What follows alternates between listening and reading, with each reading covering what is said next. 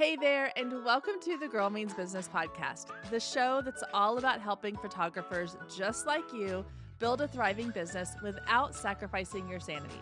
I'm your host, Kendra Swalls, a former teacher turned full-time photographer and marketing coach, here to fill your earbuds each week with practical tips, real-life stories, and a whole lot of encouragement. So if you're ready to dive in, let's get to it because this girl means business. Hey friend, welcome back to the Girl Means Business podcast.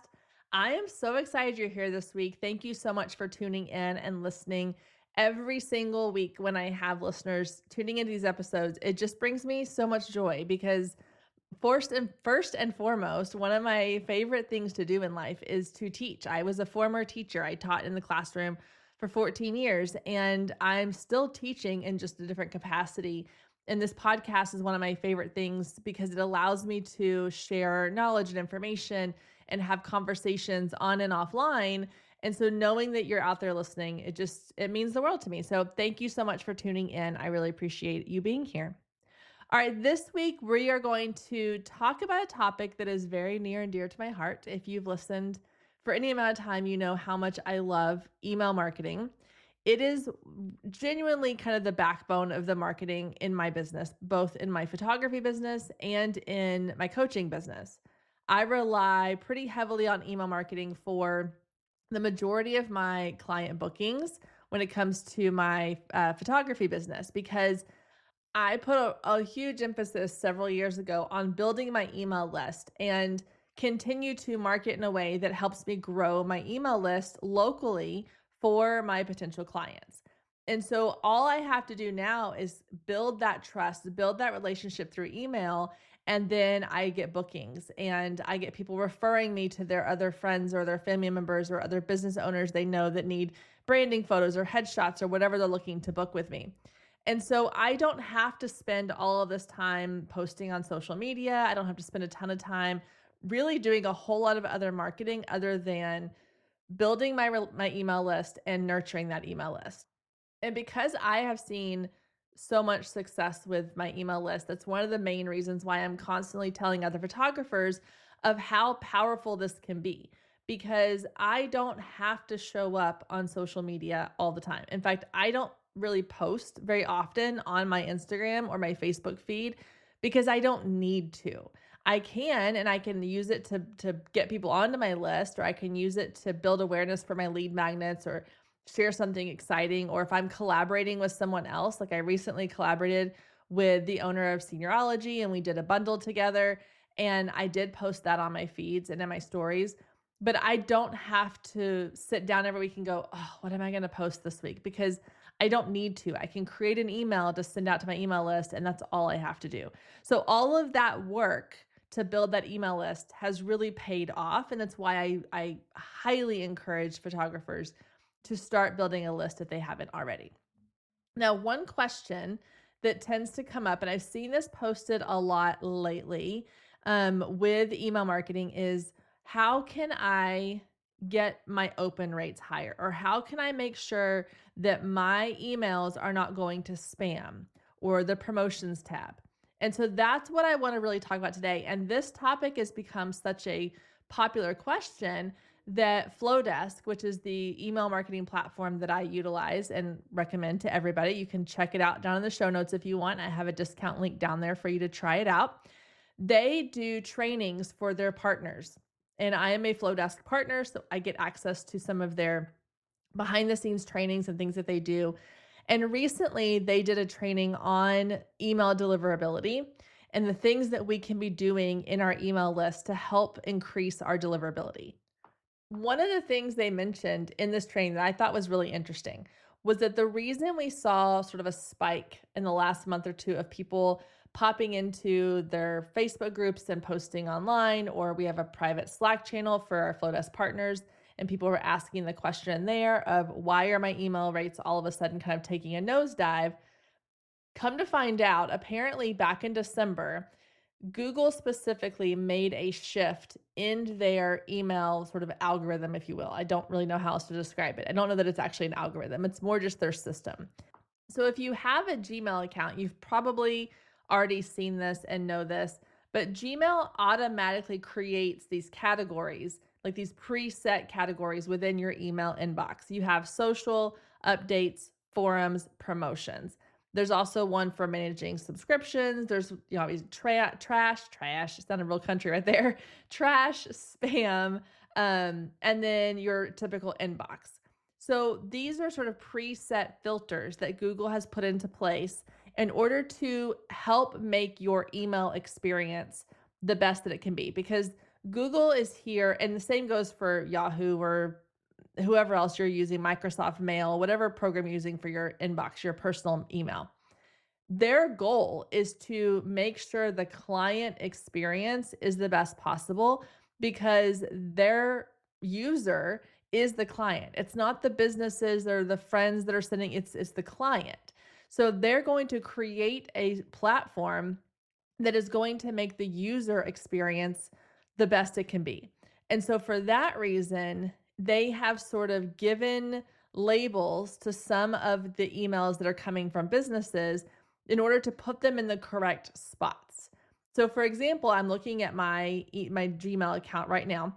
And in my social account, I have things like notifications from LinkedIn, from YouTube, from, mostly LinkedIn and YouTube, from Instagram. Those are kind of the ones I get inside of those social accounts. Those do not come into my typical regular inbox. But I also don't need to know every time that someone on YouTube follows me. If I want to find that, I can go to my analytics, or I can go into this tab. Same thing with like updates. If I go into my updates tab, there are several actually emails that are also sent to my just general inbox. But there are some from things like Patreon or Buzzsprout, which is my podcast platform, where it's like their weekly update email. Like there's one from a phone case company that I've ordered from Substack. Some of those will go into the updates. Same thing with like forums and then promotions. Now, promotions is the one that I want to kind of focus on here, because there's good news, bad news. The good news is that promotions, a lot of times I get those also showing up in my inbox. So they will go to promotions, but they will also show up in my inbox, especially if it's ones that I have regularly engaged with. I've opened them, I've clicked links, I've responded or replied to those emails. The bad news is, as a business owner, your email could very likely end up in the promotions tab. And there's really not a lot you can do to prevent that from happening, because it's what Google's doing. It's their way of protecting their client and ensuring a good client experience with their inbox system. And so if your question is, how do I get out of the promotions tab? Then I don't necessarily have the best answers for you. Now, there's obviously things that you could maybe try or experiment with, but there's also not a really a great way to know if that's where you're ending up, unless you're asking your audience where your emails are landing. Stay with us. We'll be right back. Let me ask you something. How many hours have you spent in your business stressing over social media, fighting with an algorithm, trying to keep up with the latest trends, and just posting for the sake of posting, only to feel like you're spinning your wheels and nobody's even paying attention? I've been there, and let me tell you, it is the worst. But I have a fun little secret for you. Did you know that you don't actually need social media to keep your calendar full? Now, I know that goes against everything all of the other quote unquote experts are telling you to do in your business, but I am living proof that you do not need social media to grow your photography business. I have been successfully staying booked solid in my photography business for the last 8 years with very minimal social media use. And I am excited to show you exactly what I've been doing inside of a private podcast series. The 7-day booking blueprint is 8 power-packed episodes that you can binge all at once or listen to at your own pace. Each episode is actionable and designed to help you book more clients without relying on social media. If you're hearing this ad right now, that means that you are a fan of the Girl Means Business podcast. Thank you, by the way. But if you've ever found yourself saying, man, I wish I could just dive even deeper. I wish I could have a one-on-one sit down with Kendra and really pick her brain about all the things that she's doing in her business, then this podcast series is going to give you everything you've been hoping for. It is so packed with so much information that you are going to walk away feeling like you have the exact roadmap you need to grow your photography business. So if you're ready to hop off that social media hamster wheel and actually start seeing results in your business and start filling up your calendar, head down to the show notes and grab the link so that you can start listening right away. Now, if you're finding that your emails are landing in the spam folder, that is something that you can work on to fix, and that's a completely different folder. The spam folder is basically like where Google or Microsoft or whoever has said, this does not look like something that you have ever signed up for or wanted to be a part of. It looks spammy. I don't know the other way to say it. It looks suspicious, or it's very sus, as my kids would say. And so that goes into spam. Now, promotions and social and updates, those are not spam. They are just a category that Google has put your content into. It is not necessarily a bad thing. It's just that it may not always show up right away. And so again, you can still be in promotions, but also end up in somebody's inbox. So don't stress about that too much. But if your emails are going to spam, that could be why you are getting a lower open rate. It could also be that there's something happening with your emails that the Google system or the Microsoft system is flagging. So we're going to walk through some ways to kind of fix that or create best practices so that hopefully going forward, it doesn't end up in that spam folder. Okay, so let's get into some of those best practices. The first one is going to be a big one, and that is the domain in which your email is being sent from. If you are still using a Gmail domain for your sent from emails, Google cannot verify that domain, and it's going to possibly come across as spammy because anybody can sign up for a free Gmail account and create an email and that they can then send emails from, but that doesn't mean that they have been verified as an actual person or an actual business. I have actually received spammy type emails that have been very questionable. And when I go to the sender's email, if it is from SusieQ539@gmail.com, it makes me very leery. But if it's coming from Susie at businessname.com, whatever her business name is, then it feels a little more legitimate and I'm more likely to take it seriously. Because again, anybody can create a Gmail account. Not everybody can have a verified domain. So for that purpose, I highly, highly, highly suggest that if you are still operating off of a yourphotography.com or yourphotography@gmail.com, then I encourage you to go and get a Gmail actual business account so that you can then have a domain that uses your business email. I have two. I have one for my Girl Means Business email. I have one for my Pays the Lane photography email. Yes, I do pay for these every single month. It's like $12 a month, I think, is what I pay for it. But it allows me to have a dedicated email with my domain as the sending email. So I'm not sending from gmail.com. It is still using the Gmail platform. I still log into my Gmail account, but it just looks more professional and it's more credible to be coming from that type of address as a sender. Now, the next thing you want to do once you have your Gmail business and you have your email account, I want you to go into your provider, your email marketing platform. So if you're using Flowdesk, they make this super easy, and you need to verify your domain. So all that means is whatever email address you're using to send emails from Flowdesk, you then go in and you verify it. So it double checks that everything is authenticated to your business email account. Okay, so that way they know it's coming from a verified actual human who runs a business. This is going to be probably the number one thing that you're going to need to do in order to help get your emails out of spam, possibly out of promotions, and into someone's actual inbox. Because Google will take that authentication kind of as like this green check of authenticity that says you are like pre-certified, send it on through. It's kind of like the TSA pre-check line, right? You have already been pre-scanned and it's telling Google this email address is good to go, send it through. So if you have not done this, if you have not set up an email account through a Google business with your domain as the sending email, and you have not verified or authenticated your domain within your email platform, you need to do that first and foremost. That's going to make the biggest difference going forward. Now, I want to put a little time out here. Really quickly, I want to remind you that if you are brand new to email marketing and you're like, Kendra, why do I need to pay for an email platform? Why can't I just send the emails from my Gmail account? You cannot send emails as a promotional type email, mass email sending from a personal Gmail account and be legal at the same time.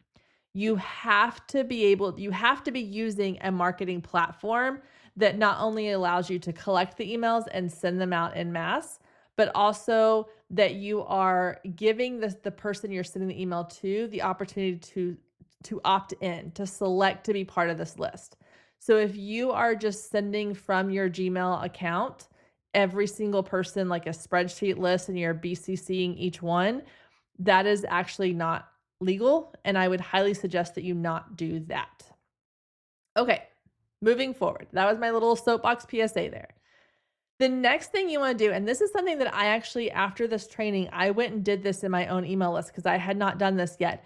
And it did make a huge difference on my deliverability and my open rates going forward. So the next thing I want you to do is I want you to stop sending to unengaged subscribers.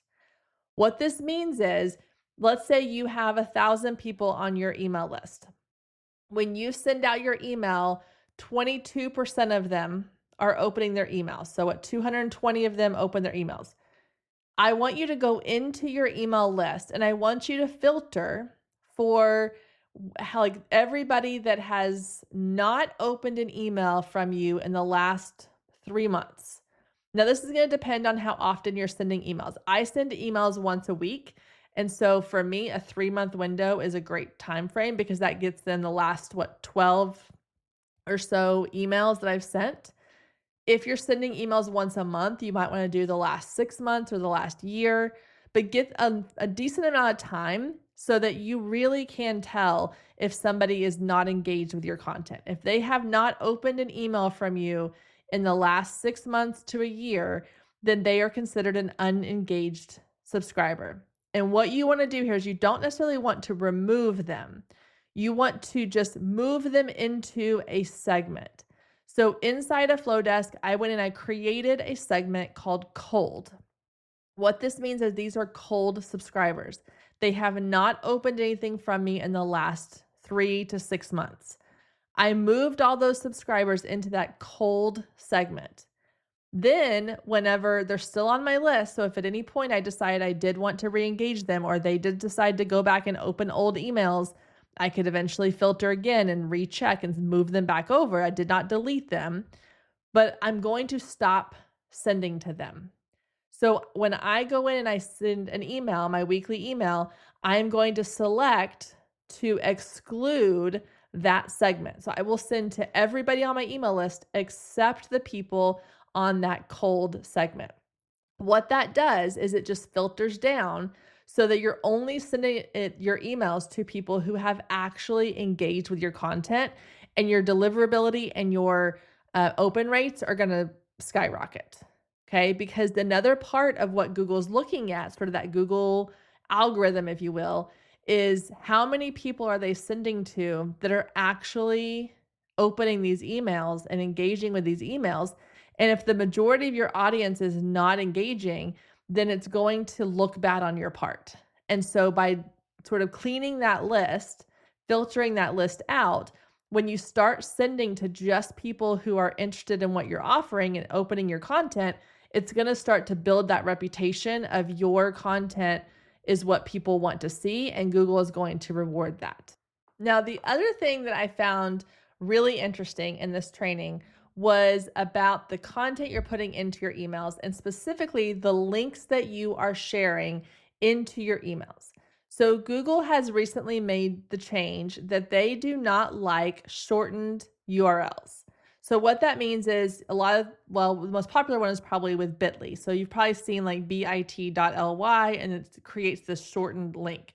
So an example would be a couple weeks ago when I was part of the Seniorology collaboration bundle, the affiliate link was a pretty long link because it had not only the website name, but then it had my affiliate code plus all this other stuff attached to it.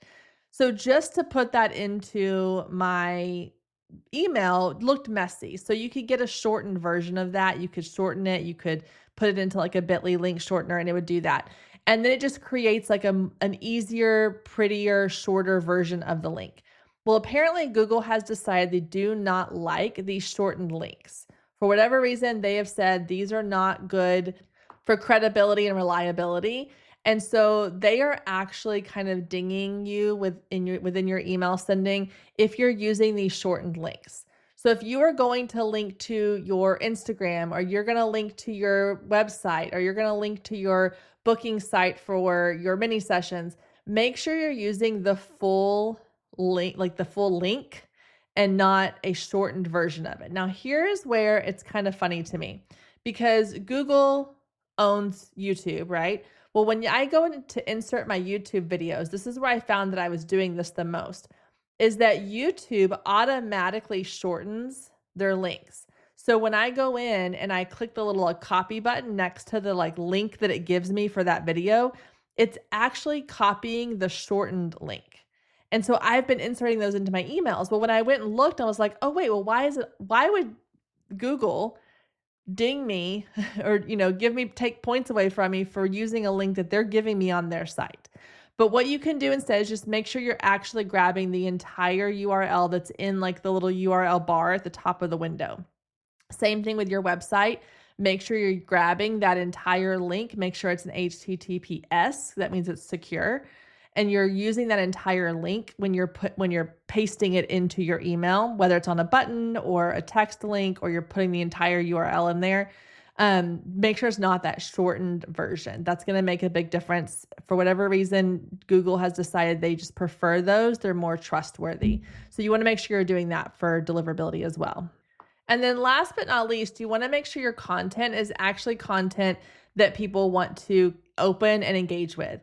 This starts with your subject line. We want to make sure we're not using clickbait subject lines. Nothing that's going to, be one thing and then your content is something else, because Google and all these little new AI tools they have, they're able to detect things like that. They're able to see, does the subject line and the little preview text match what's actually in the content? And so you want to make sure your subject lines are enticing and exciting and make them want to open, but they also actually connect to what's in the content. And then you want to make sure your content is worthy of being opened. I say this all the time, but if you are only sending emails that are selling your services, then you're not using email correctly, because email should be about building connections and relationships. And people don't want to open an email every single week where they're being sold to. They want to open an email that gives them value, that teaches them something, that shares something that they're going to be interested in. And then maybe at some point and every so often you're selling them something, or you're reminding them at the end of the email that you have something to offer. But if every single email you send out is a sales pitch, then you're going to find that your open rates drop significantly over time because people get tired of being sold to.